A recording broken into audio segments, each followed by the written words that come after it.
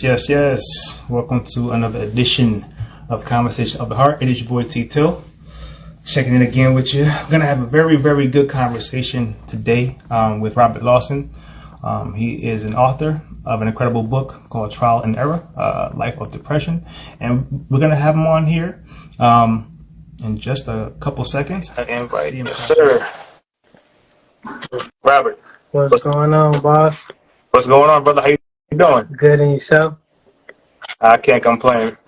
Appreciate you doing it. Appreciate you coming on the show here. Conversation of the Heart here. So we're gonna have a very good discussion today on fatherhood, and family, and of course I want to get into the book that you recently written called Trial and Error. So, but first, I want you to introduce yourself to the viewers, just what it is that you do, introduce your book, and how people can find you. First of all, I just want to say thank you for reaching out and having me on your platform, man. It really do means a lot, and really do appreciate you. For the ones that's on here that don't know me, my name is Robert Lawson. I am an author of a book called Trial and Error, Life of Depression. Written by me, is written in a true story, everything about my life, what I went through, fatherless, depression, suicidal, sexual abuse, and everything. It's a very good book, and the reviews speak for itself. I am a father of 3. I am a husband, and I have my bachelor's degree in healthcare administration. And I'm just on a journey to inspire the world and help people break loose and break their chains from the trauma, and just show them that everything that they've been through in life, that they still can conquer the world. The sky has no limit, and don't let no one put no limitations on your life. Amazing. And where can they get the book? The book is actually on Amazon, and I'm currently working on my website. It should be up and running about a couple weeks or so. And if you really want to autograph copy of the book, you can Instagram me or Facebook DM me, and I can send you a autograph copy of the book. So everybody go out and copy that book. So the one thing that I do want to congratulate you on is actually being open and honest about speaking about depression. For a lot of us men, we don't do that. Right. We battle in silence, and of course it being June, being Men's Mental Health Awareness Month, so I definitely appreciate having this particular conversation with you. So I guess we can start there, and then we'll go into other things. So, Trial and Error, Life of Depression. So why did you decide to be so vulnerable, right, and write this book? Like what was the purpose behind it? The purpose behind the book was just God finally giving me the strength to tell my story. My grandma, she inspired me to write the book, just her words. And she told me I had a higher gift and purpose in life. And like those words, I didn't know what she mean, because all my life I've been trying to find my purpose, and it just ain't work out. I was just living, So It's just crazy how we how God show us things and in his own way. So 2 weeks after she passed, I kept seeing the same signs like what I talk about in the book. So I just took it as my grandma wanted me to tell my story and impact the world by it. So I just never looked back, and I just wanted to be raw and tell everything, no matter what the outcome was. Definitely, and definitely rest in peace to your grandmother. She sounds like an amazing woman. Absolutely. So, battling depression, right? I mean, everybody has different ideas of what that looks like, right? They always figure sometimes when somebody's always smiling and they're just happy with joyful, that they're not depressed, and we know that that's not true. Right. And for a lot of men, that's what we do. We smile, we keep going, we suffer in silence, and we kind of build this cycle each and every day of getting up, just going through, pushing through, smiling, and everything is okay. Are you good? Are you good? Are you good? Your family's good, but then it's but you yourself is not good, right? So what was your story with depression like? How did that come about, right? And how did you turn that around? Like just it started off like being fatherless. Hmm. By me being fatherless and not having that the right male figure that I really wanted in my life, it led to me like trying to fill that void with like different things in life, and it didn't turn out the way that I expected, and it just led a bigger void, a bigger hole in my heart, and it just led to depression. Man, it was like I was always sad, and even when I tried, like I smile all the time. I smile, laugh, joke, but nobody knew. And the crazy part is like no matter how strong I was or how, you know what I'm saying, like I tried to give people signs, but they didn't catch it, and that was what hurted me the most. Like because I tried to give them signs and but nobody caught it, and it just hurt it more. And the more and more, it made me feel like I was alone, feel like I didn't have nobody. It just made me feel isolated in my own world. Like it was like I felt by myself, man. And the more the depressive thoughts, and the more it came. Like I didn't want to get out of bed. It felt like I was chained to the bed. It just felt like a deep hole, like you in a deep hole, dark, dark, dark. And for me, like you ever watch one of them crazy movies on Lifetime, like someone like is just chained up for years in the basement, man. And that's what it felt like for me, man. It just felt like I was just chained up, couldn't move. And like when you finally get set free, those chains finally break. It's like tears of joy. Like it was amazing, man. Finally getting towards that breaking point and breaking through those chains by going through therapists, going through trauma groups, and just meeting like-minded people like myself, and knowing that I wasn't the only one. Wow. So now, when you say that you try to kind of throw out signs to people, like what kind? Because I want people to kind of who have friends and family, you know, who could be going through something. Like, what kind of signs were you throwing out that maybe other people might be able to catch? Like I was just in my room, like pitch dark. Just in my room, pitch dark, no light, no phone was at the end of the bed. People just thought I was asleep, and I would just, if people asked me that I want to go places, I said, no, I'm okay. I just, you know what I'm saying, I don't feel like going nowhere today. And I just like post like sad quotes and stuff on Facebook. And like people, you know, some people, like people didn't catch them. And it just, you know, like strong people need somebody to lean on too. And it just made me feel worse because at that time in my life, I didn't have nobody to lean on or no direction where to go, and it just made things worse for me. Wow. Okay. So, what was the point where you said, you know what, I have to go get therapy? Like, what was the breaking point? It seems because everybody has a breaking point with something, right? So, what was that moment for you where you said, you know what, I need to go get therapy? My wife, she was you know, she told me, man, it kind of hurt my feelings, but it made me finally get up and say, man, I gotta go get help, man. She told me, no disrespect, I love you in every way that, you know what I'm saying, you could think of, but I just can't let you hurt the kids in this type of way.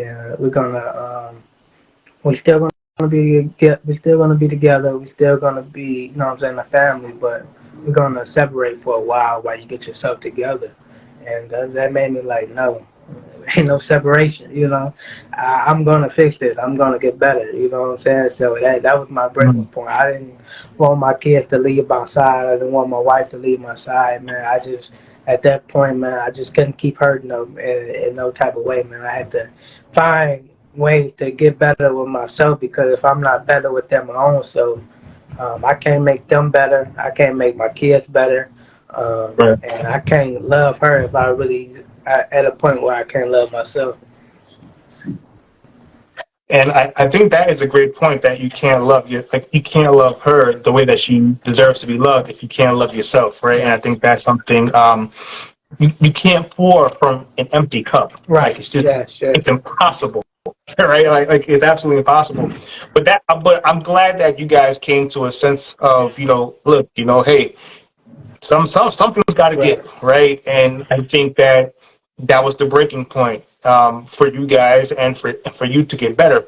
And I often say, and that therapy is kind of like a mask, right? Like it reveals who you are, like it's a mirror, and you have to remove the mask of who you think you are to reveal who you really are. Yeah. And sometimes that may not be so nice, right? So how was that process for you as far as therapy? Like, was that kind of like that process for you where you said, man, like I had a lot to work Yeah. on and a lot of things to unpack? Yeah. I didn't just see one therapist, man. It was multiple, man. The first Mm-hmm. therapist, I'm not gonna lie to you, I wasn't feeling them. So, um, I shopped around, I looked around, and I met another one, and it was like instantly, man, the connection was there. We shared a couple of words. They shared their story, and it was like it was like they wasn't just telling me what I wanted to hear. You know what I'm saying? They just wasn't telling me what you know what I'm saying? Because I'm not gonna lie, I'm not gonna. Therapy is a good thing, but you want to shop around, man, because. So just me personally, man, it just felt like the first therapy I went to go see, man, they couldn't relate to me in no type of way, no shape or form. So how can how can you tell me what to do if you've never been in my shoes? You know what I'm saying? You can tell me what the what if scenarios or what. So it just like he was a good therapist, but he wasn't the right one for me. You know what I'm saying? So I Mm-hmm. just shopped around, went to a different therapist, and man, we had the same story. You know, his father wasn't there, and it made me feel like I didn't tell my story first. He told his story to me and what was going on, and that's how I knew. Yeah, this therapist is for me. So he showed it. He shared his story first, and it made me open up even more because and the more I open up, the more like man, I got a lot to work on. I got to do a lot of soul searching and a lot of healing within myself, and I just can't keep letting the past and the angriness dictate whether I'm going to be sad or happy. Mm. And it's a great point that you just brought out about shopping around because it's like a doctor. I've had lots of doctors in my life with just different things, and I had to shop around until you find the exact one that you feel comfortable with. And some people feel like you gotta just like the first one and you just go. But it's like, or they get discouraged if the first one doesn't work out. Then they go, okay, well, I'm just not going to do it. The biggest thing is to find someone that you are absolutely comfortable with, and not to give up if the first couple times it doesn't work out with that particular therapist. You keep going until you find one that you're comfortable with, because it'll make all the difference. So that's great that you pointed that out. So when it comes to being fatherless and you say things like that, were you ever able to talk to your father as an adult afterwards? Like after you've been through this whole situation and this ordeal, were you ever able to kind of talk to him and get the answers that maybe that you were looking for, or just a kind of just that you got everything that you wanted to hear from him, or no? Like It was a you getting closure? couple of years ago, man. I tried to get closure, man. I reached out to him when he met my first son that I had only at the time, and Okay. it was very. It's a bond that I never forget, man. And kind of it was a special moment, man. It was a special moment for me. Like he got to meet my son. We went out to eat and met my wife and stuff like that. And like a day after that, man, I reached out to him again and we talked. I just said why, like I just want to get a little answer, like why wasn't you really there in these moments, man? No hard feelings. I'm not gonna get mad at you. We're just gonna throw the past to the past. I just want the the raw answer, man. No matter how bad it hurt, I just want the truth. And he just kept beating around the bush, and just like not telling me the truth, or what I'm saying, what was going on, And I just said, man, even though that ain't what I wanted to hear, I just said okay. And like a couple weeks after that, man, he just said hurtful words to me that I'll never forget, that a father shouldn't tell a son. So I just I just slammed the door, man. Just exit the door and let that be, man. That was, you know what I'm saying? Sometimes we don't get the closure that we wanted, and sometimes no closure is the best closure at all. And from that Mm-hmm. point forward, man, I just couldn't let him dictate my life anymore. I had to do what I had to do for myself, and I had to let that bitterness and take accountability on my own and take responsibility. You know, like our pain and what we go through ain't, it's not our responsibility, but it is our responsibility how we're going to handle the situation and how we're going to heal it. So I just had to move on the best way that I can and do everything that I can control and leave the rest up to God and let God handle the situation. Right, and you're right. Sometimes with closure, you have to create your own closure. Um, that being in any kind of relationship or any kind of breakup or any kind of family situation. Sometimes you won't get the words that you need. But I'm proud that you actually were able to kind of accept the things that you couldn't Right. change, right? And I think that's sometimes us as human beings, we can't accept what we hear, or we can't accept certain behaviors, and we always want to figure out why. And sometimes you'll never really know the Right. truth. And You sometimes never wrong, man. and sometimes those are things that you have to accept. So that's really amazing that you were able to do that, especially with your father. Yeah, I a know, lot of like, times. it's tough. Yeah, a lot of times, man. Like, I just want to say, like you said, like, just ask why. A lot of times we ask God why, or ask a lot of scenarios why, but little do we know, like, everything that we go through, God, everything that we ask for, we, you know what I'm saying, God sent us.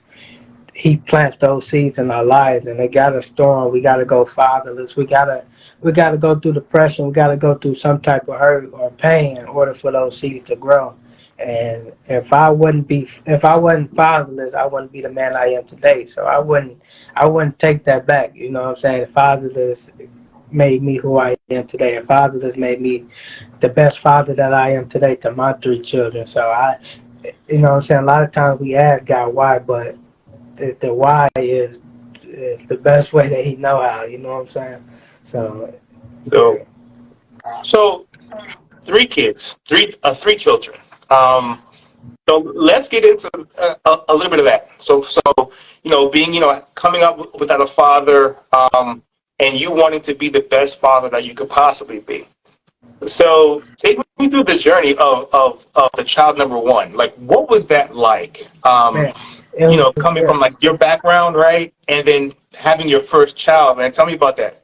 man, it was a very special moment. Like we just talked about, man. Many a times I was just living to be living, and to finally have my first child and finally hold my first child, like that situation to be living to just be living turned into living to be a father, living to be a mentor, a hero. You know, someone they can look up to and be proud of. It was a very special moment. Something that I'm very proud to be is a father, man. Father is one of the best things that ever happened to me, man, because it changed my life dramatically, man. It gave me reasons to keep pushing, to keep going. It gave me a why. It gave me the reason to just push through my pain, and it was just a very special moment, man. Just holding your son for the first time, and you know what I'm saying, them smiling at you, them just don't know what's going on. They just, you know what I'm saying, kicking, and it was just a special moment, man, that I never take, you know what I'm saying, that I never want. It was just a special moment, man. No. So when it comes to during that process of having your first child, now was your first child it Oh was boy. boy. Okay, so that's an amazing thing too. When it comes to now you raising a son, right? And so, what did you want to teach your son that you wish that that you were taught growing up, right? From a father perspective. Everything, man. Like being at my son's ball game, teaching him how to play ball, ride bikes, tie shoes, just everything. Just being there physically, man, and most of all, mentally and spiritually, man. Just one of them that be there and just we live in a crazy world, man, and where just to be there, just be there, man, and like that's all I really wanted from my father, to be there, man. I didn't really care for the just everything, man, and I just that's all I really want from my kids, man. They at an age where they are 5, 3, and 1, so just being there right now and just showing them that I will always be here, no matter what the situation may be, no matter how old you may be. Just teaching them about credit, you know what I'm saying, generational wealth, and you know what I'm saying, if they ever have a problem, they can always rely on me, come to me, just everything, man. Life itself, man, because school don't teach us everything that our kids need to know. And Oh no. when I got out of school, man, I didn't know anything about credit, how to build my credit, the importance of credit, the importance of saving. So I just want to teach them that at a younger age, so when they're 18 or older, man, their credit already be established, and they can buy them their own car, they can buy them a house, put a down payment on the house, and all that stuff. I didn't know anything about that stuff, so it's just a stepping stone for me, because now my kids will know all those things and even more. Mm. And that's so, and that's very important of what you said about schools. But they don't teach us everything, especially black children, especially when it comes to history and things like that. So when it comes to like your journey of a father, right? What would you say some of the mistakes you made? You know, I won't say mistakes, but just things that, you know, I guess all, you know, parents go through trial and error, right? And they do some things amazing, but then some things they might make a mistake. Like, what are some of the challenges that you found in fatherhood? I was just trying to be better than my father, and the more I was thinking about it too much, and the more I was thinking about trying to be the best father that I never had, man, I was turned into the father that I was growing up, you know, that I had grown up, and I just had to realize, man, I had to sit back and think, man, just stop trying to do it all by yourself, and stop thinking too much, man. It's gonna come natural, man. You don't have to do it. You know what I'm saying? Just relax and be patient with it. Be patient with my children, and just everything, man. It's just really just being patient and just trusting that process of being a father. And I can't be a great father overnight, and that's what I was trying to do. I was just trying to be the best father I can overnight, and the more I try to be the best father overnight, it was declining. It was making me decline as a father. Right. And I can imagine that's a lot of pressure because you're trying to overcompensate for what you didn't have, right, growing up, and you're trying to, you know, not be somebody, right? You're not trying to be your father, like, so you're trying to do more. You're trying to be you're trying to overextend yourself, right? And that is a lot of pressure in and of itself, right? Like, that's a lot of pressure for somebody. It's one thing to fill the shoes, but you're trying to fill and then just do double, right? To ensure that you're not looked at like how you look at your own father, right? Correct. And I assume therapy has helped with that too, Yes, right? it did. Yes, it did. It made me slow down and just take baby steps with just being a father, taking a day at a time, and just getting to know my kids and what they like and what they don't like, and just taking stepping stones, man. Just climbing a ladder day by day. That's And that's brilliant. So you have a boy, and do you have any girls? I have 2 boys, and the last one is a girl. Ah, you got the girl. Okay, good.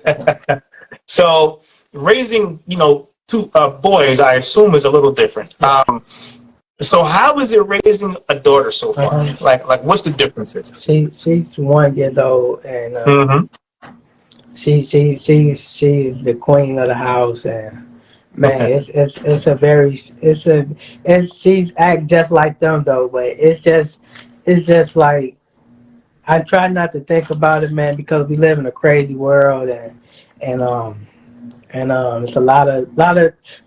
I know. Growing up, it would be a lot different raising her from the two boys, but um, I'm not gonna. To be honest, I'm not gonna raise her no different though, because they say strict parents, you know what I'm saying, turn out to be crazy, sneaky children. So I just want to raise her the best way that I can, and just want her to know that I am the best father for her, and I just want to set a good example for her, because I am who she will look up to for the rest of her life, and I am her first real example of a male father in her life, and she look at me how I treat my wife and her mother and stuff like that. So I'm just trying to set good examples, and so she know what a real male figure is, and know that when that time comes that nobody supposed to treat her less than what I treat her. And that's a big fact, right? Just having the love of a father, especially from a little girl's perspective, it's you are the one, right? Like you are her first love, as far as a male figure. And she's gonna look up to you and mirror probably, her decisions, right? Based off of your teachings and things like that. So you're absolutely right. So you mentioned, of course, being a family man, father, of course, and husband world, right? So let's get into that a little bit. So, well, how long have you been married? We've been together for 7 years and married for 1 year. Married for 1 year. Well, congratulations. It's still a newlywed. Congratulations, brother. So how has the journey from being, boyfriend and fiance, like how has that journey been to now being a husband, right?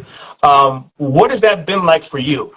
Man, it's been an amazing experience, man, especially when all your life, man, you've been through terrible relationships and terrible heartbreaks, and just don't know what love is, and stuff like that. So meeting her was, man, a bittersweet moment, man. She filled the one piece of my heart that was, that was missing, and that was her. And like being together for 7 years, man, you get to know a person when they mad, when they're broke, when they're everything, man, and you realize, do you still want to be with this person? And she just made me a better person. And like a lot of people, I'm gonna be real honest with you and raw, man. A lot of people just with someone because of how how they is in the bed, man, how they make them feel, sex wise.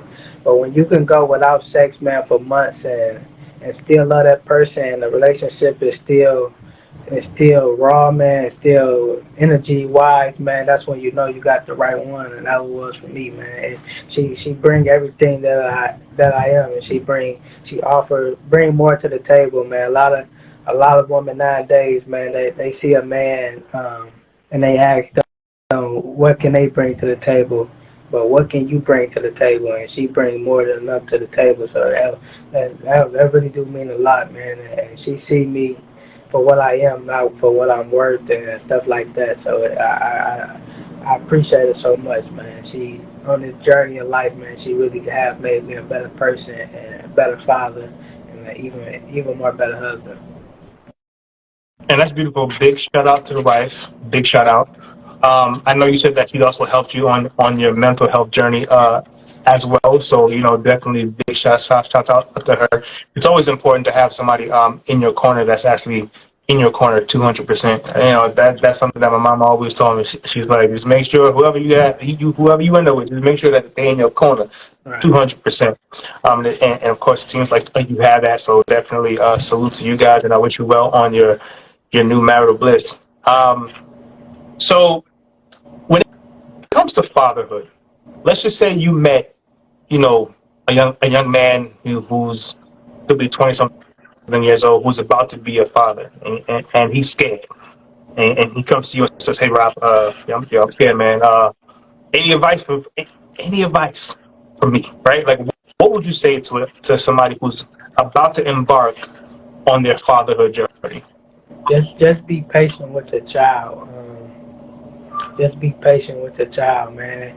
You're gonna have some sleepless nights. You're gonna have some crying for no reason, but just know that it's not because of you. It's just a child who they are, man. Don't get angry with the child.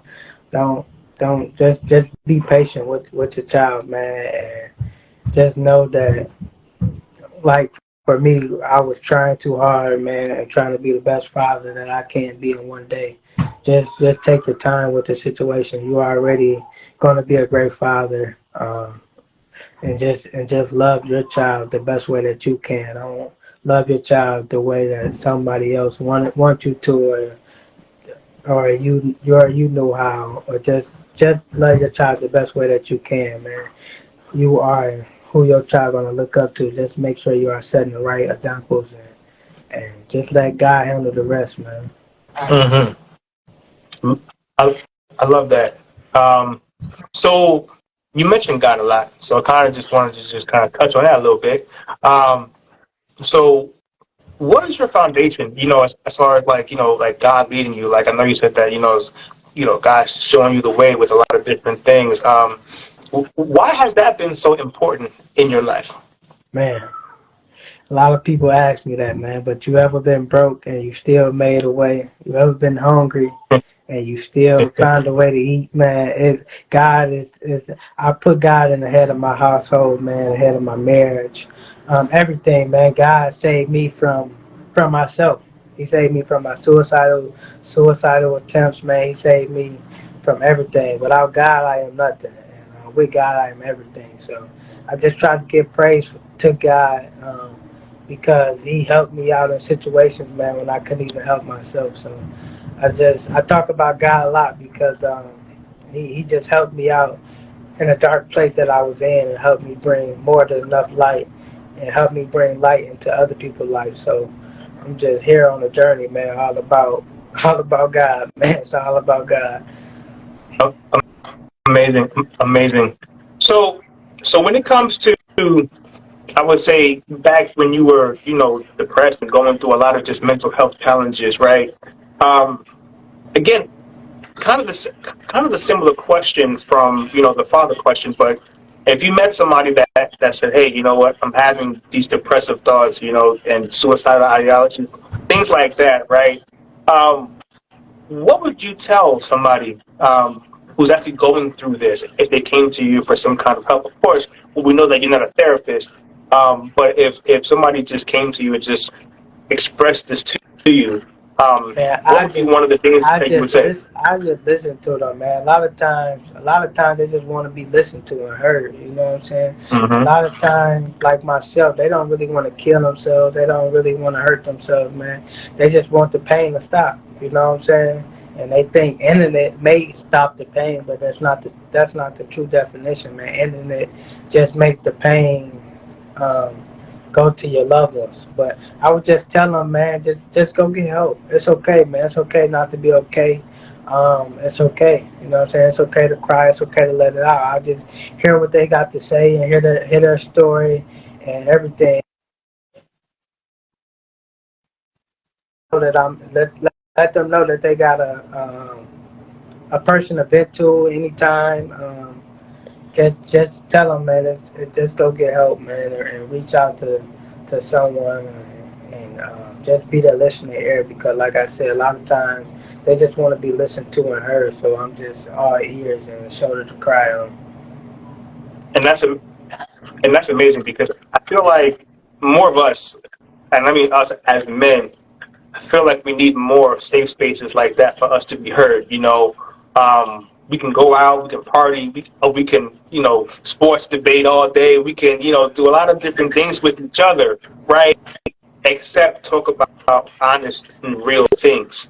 You know, um, Barbershop talk is big, everything in the world, but right, talking about our feelings with each other. And I think that's very much important, especially in the black community, and especially for us men, um, because we need it.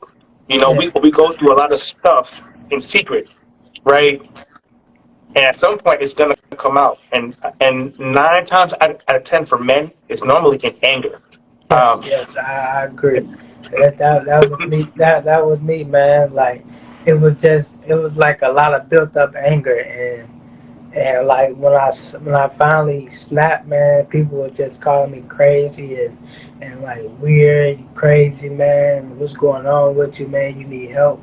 But it's like, man, I just finally reached my breaking point, man. I done held all these things in for so long. I don't, you know what I'm saying? We are taught to have a cap on how far we shed ourselves at. And once we reach that certain cap, man, they shut us back down to the level. So man, it's just, you know, we are. I just that's what I'm on a journey to, man.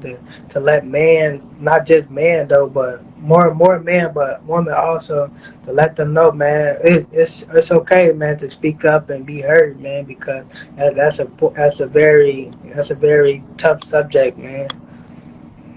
It it's a very tough subject, and it's a touchy subject, and it's something for us that we don't really release, right? Like we don't really release that part of ourselves easily.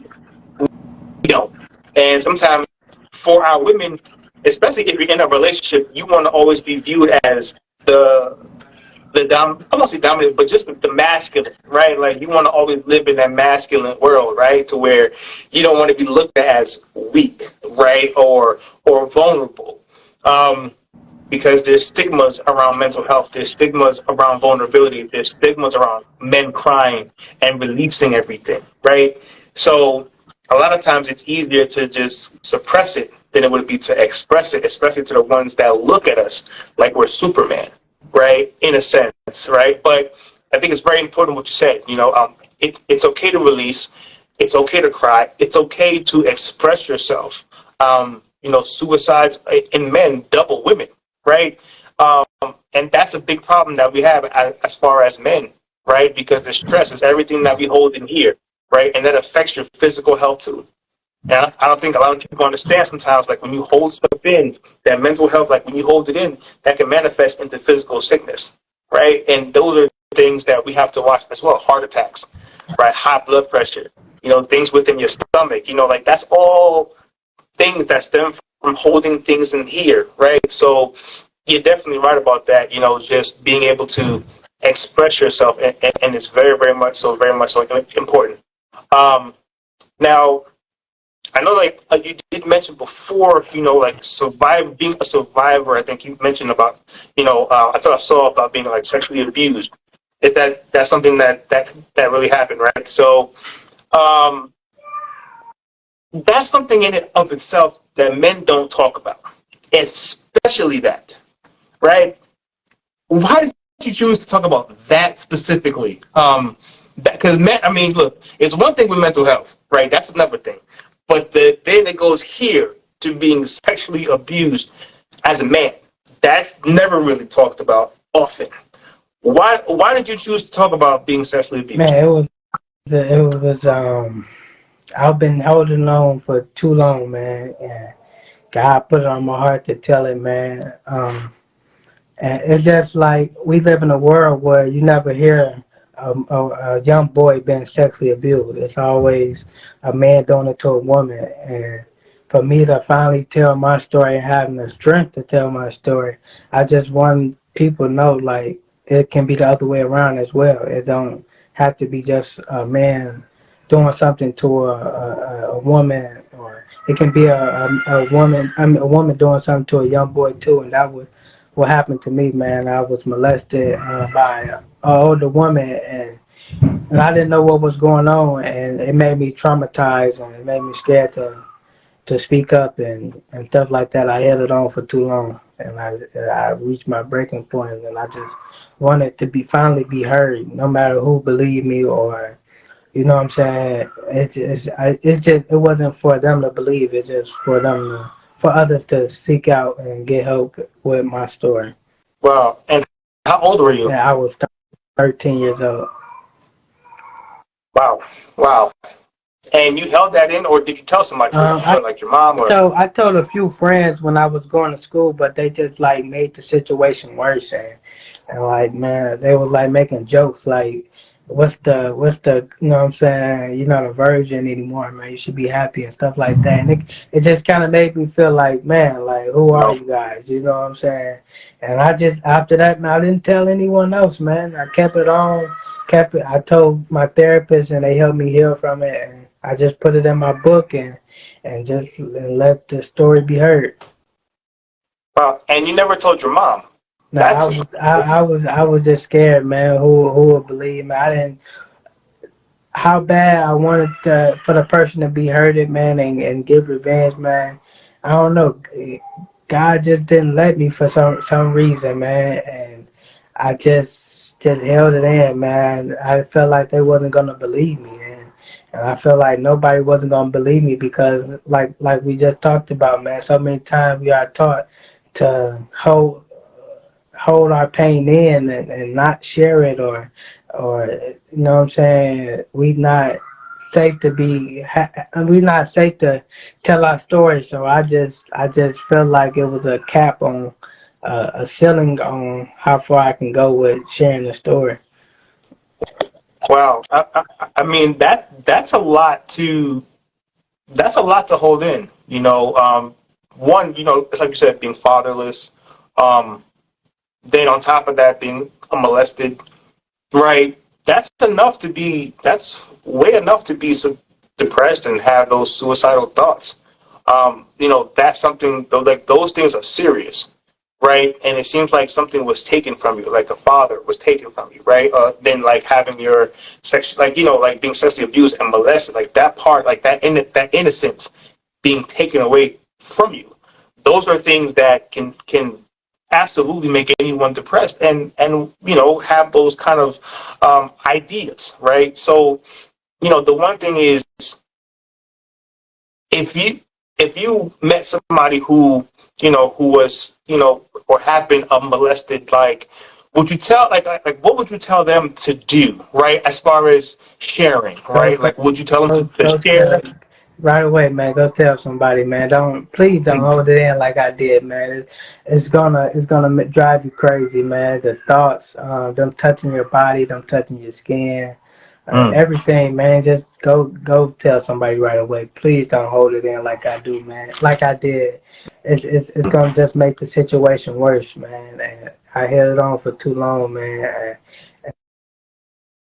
Depression also, and that's what, the more I held it in, the more like people that know about it, so they didn't think like what was going on with him, or you know what I'm saying, they just knew I was just looking sad, or what, they didn't know the reason why or anything like that. So I just say go tell someone, please. Wow. And definitely go speak to somebody. The therapists are absolutely here to be a help and a guidance to you.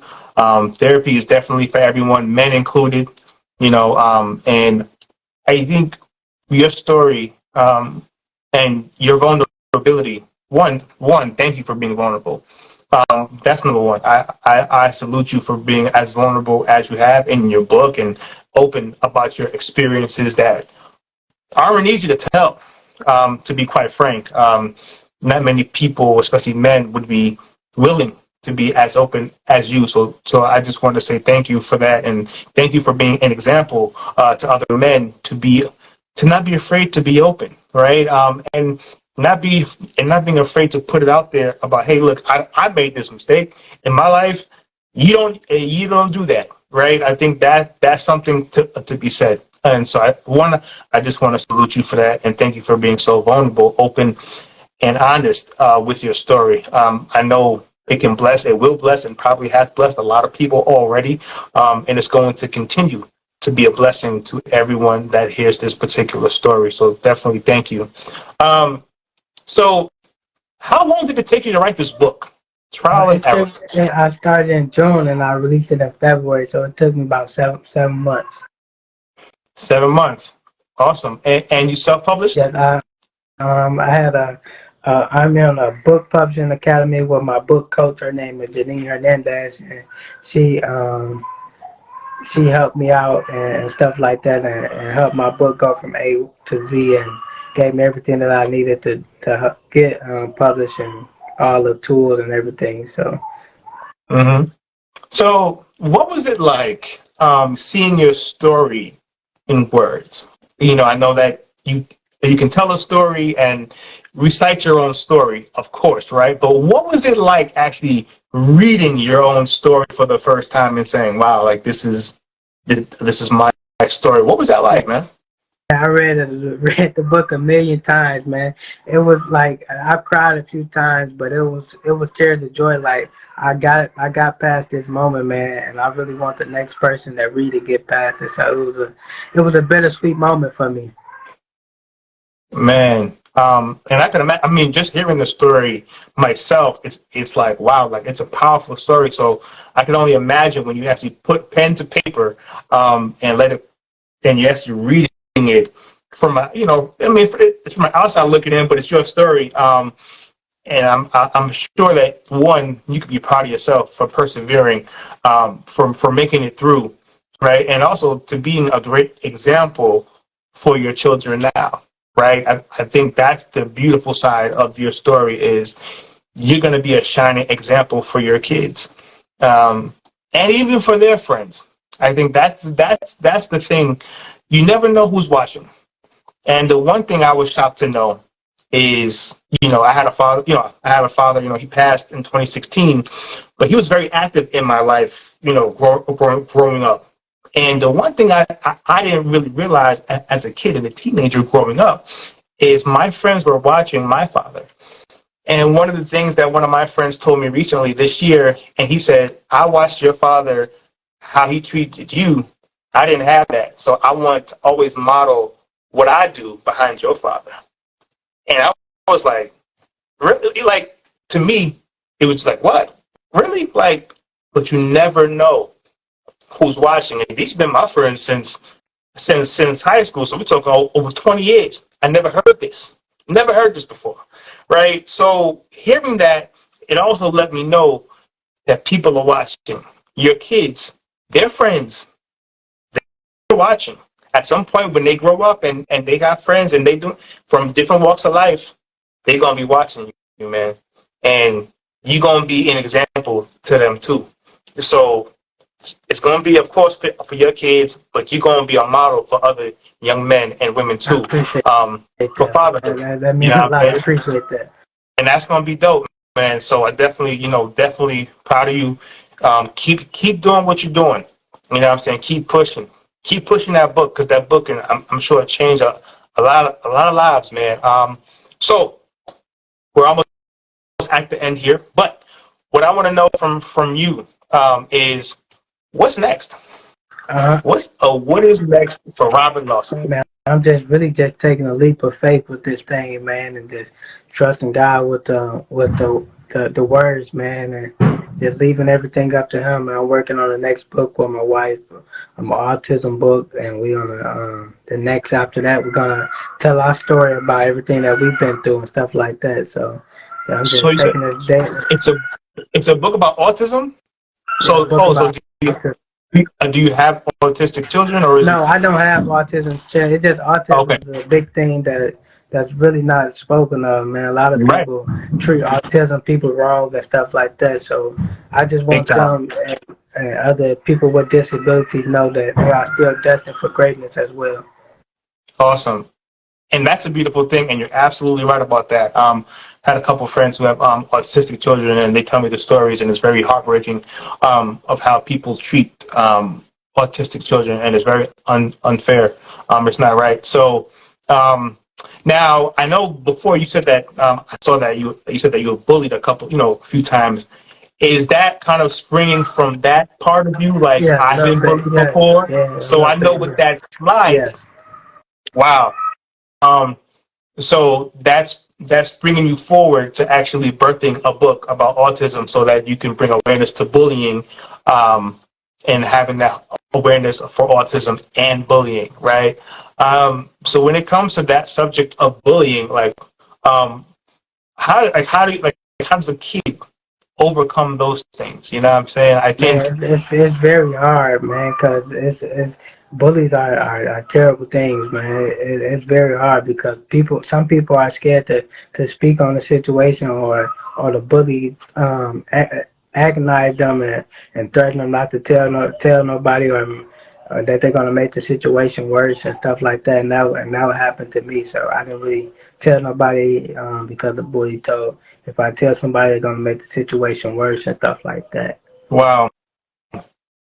Well, listen, I'm glad that you're finally free of everything that you've been holding in for all of these years, because you held in a lot of things over these years, man. And, from one man to another man, I'm super proud of you, and I'm proud of the work that you're doing, especially being a black man doing this work. Super important. And I really thank you for the work that you're doing, especially for young men. And it's like I said, man, sky is the limit for you.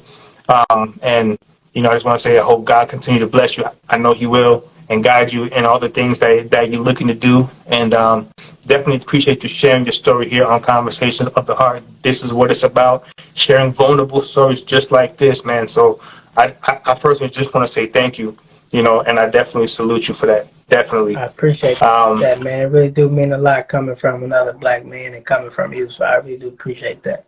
For sure. So give the people one more time. Tell them how they can reach out to you. Let them know where they can get the book, Trial and Error, Life of Depression. And we'll go from there. You can reach out to me on Instagram, Robert Lawson _ TikTok is the same thing as my Instagram, Robert Lawson _ Facebook, Robert Lawson. The book is on Amazon, Trial and Error, Life of Depression, or you can also DM me for an autographed copy of the book until my website gets fixed and all fixed up and stuff. Perfect, man. Robert, it's been an honor and a pleasure having you here on the show. Definitely, when you write that second book, definitely would love to have you back on. You and your lovely wife can come on and we'll talk. So you definitely have that invitation already. Okay. Appreciate it, man. Appreciate it. I bet. So listen, man. Appreciate you. It's been another episode of Conversation of the Heart. My man, Rob Lawson here. Yo, it's your boy T-Till.